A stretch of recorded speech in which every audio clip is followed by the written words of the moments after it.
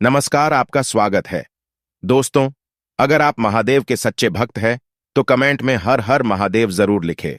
दोस्तों, आज हम आपको महादेव की एक सच्चे भक्त की कहानी सुनाने वाले हैं, जिसे आप पूरा जरूर सुनें। इस कहानी को अधूरा सुनना पाप होता है।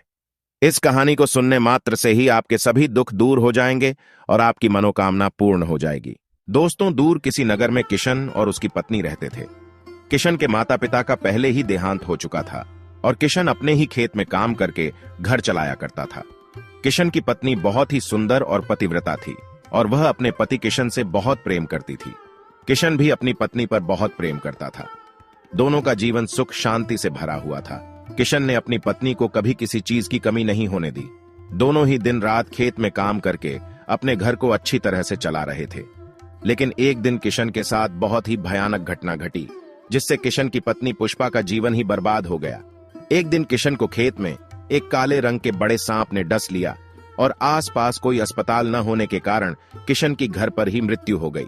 किशन के गांव वालों ने किशन का अंतिम संस्कार कर डाला और किशन की पत्नी के ऊपर दुखों का पहाड़ टूट पड़ा। पुष्पा अपने पति से बहुत प्रेम करती थी और वह उसके बगैर जीना नहीं चाहती थी। लेकिन उसके पेट में किशन का बेटा था और वह उस बेटे को जिंदगी देना चाहती थी।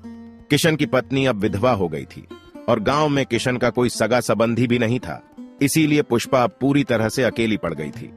बहुत सुंदर होने के कारण गांव के कई लोग उस पर बुरी नजर भी डालते थे, लेकिन किशन के होते हुए किसी की हिम्मत नहीं थी कि कोई पुष्पा को कुछ करे। लेकिन अब पुष्पा पूरी तरह से अकेली पड़ गई थी और अब पुष्पा उन लोगों के लिए बहुत आसान शिकार थी। पुष्पा की मदद करने के लिए कोई आगे नहीं आया, लेकिन सभी उसके साथ बुरा काम करने के बारे में सोचते थे। लेकिन पुष्पा एक पतिव्रता स्त्री थी। वह अपने पति के अलावा किसी और पुरुष को अपनी जिंदगी में जगह नहीं देना चाहती थी। जिंदगी का गुजारा करने के लिए पुष्पा को काम भी करना था और गांव में कोई काम के लिए जगह भी नहीं थी। इसीलिए उसने अपने खेत में ही काम करने का विचार किया।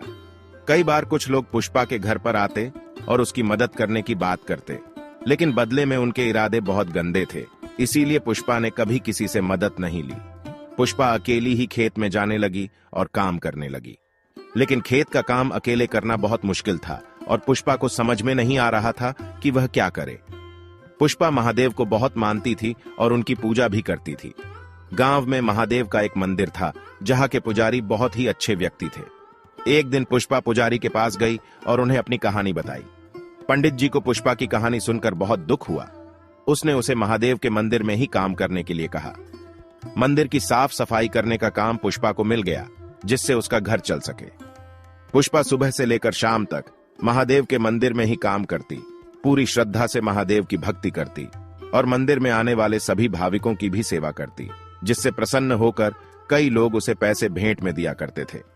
पुष्पा जाने अनजाने में ही इतना पुण्य कमा रही थी कि वह खुद उसके बारे में नहीं जानती थी। पुष्पा ने शिव जी के मंदिर के पास एक बेल का वृक्ष भी लगाया और रोज उसे जल देकर बड़ा करने लगी थी। साथ ही रोज शिव मंदिर के आंगन को साफ करना, रंगोली बनाना, भगवान के प्रसाद को ग्रहण करना आदि प्रकार के कार्यों से पुष्पा के अंदर भगवत शक्ति का वास हो गया। शिव जी पुष्पा की भक्ति से बहुत ही ज्यादा प्रसन्न थे। शिव जी और माता पार्वती ऊपर से पुष्पा की भक्ति को देख रहे थे और उसके पतिव्रता धर्म को भी परख रहे थे। पुष्पा बहुत सुंदर थी और वह चाहती तो किसी भी दूसरे आदमी से विवाह करके अपना घर बसा सकती थी, लेकिन उसने ऐसा नहीं किया। ऐसे ही कई महीने बीत गए। पुष्पा गर्भ धारण की अवस्था में भी शिव जी के मंदिर में काम करती।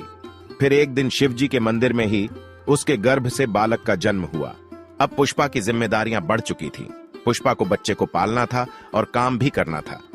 यह उसकी परीक्षा की घड़ी थी। लेकिन फिर भी पुष्पा ने हार नहीं मानी और बच्चे को लेकर शिव मंदिर में जाकर काम करने लगी। पुष्पा की ऐसी भक्ति देखकर शिव और पार्वती उस पर बहुत प्रसन्न हुए और उन्होंने पुष्पा से मिलने का फैसला किया। वे दोनों ही मनुष्य का रूप धारण करके पुष्पा के घर पर गए।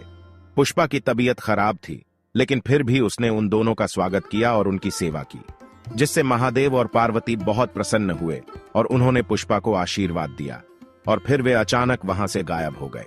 पुष्पा ये चमत्कार देखकर बहुत हैरान हो गई और वह जोर जोर से रोने लगी। तभी उसके दरवाजे पर एक आदमी आया। वह आदमी कोई और नहीं बल्कि पुष्पा का पति किशन था। महादेव ने पुष्पा की भक्ति से प्रसन्न होकर उसे उसका पति लौटा दिया। अपने पति को देखकर पुष्पा बहुत प्रसन्न हुई। और जब पूरे गांव को यह बात पता चली तो पूरा गांव इस चमत्कार को देखकर सुन्न हो गया। फिर पुष्पा और पुष्पा का पति दोनों ही शिव मंदिर में जाकर शिव जी की सेवा करने लगे। फिर एक दिन पुष्पा के पति को सपना आया कि उसके खेत में एक खजाना गड़ा हुआ है। किशन सुबह उठते ही खेत में गया और उसने वह खजाना खोदकर बाहर निकाला, जिससे किशन बहुत धनवान आदमी बन गया। उसने उस पैसे से शिव जी के उस प्राचीन मंदिर का जीर्णोद्धार किया और मंदिर के पास ही घर बनाकर रहने लगा। तो दोस्तों, उम्मीद है आपको यह कहानी अच्छी लगी होगी। वीडियो को लाइक जरूर करें और कमेंट में हर हर महादेव जरूर लिखें। साथ ही चैनल को सब्सक्राइब करें। आप सभी का धन्यवाद।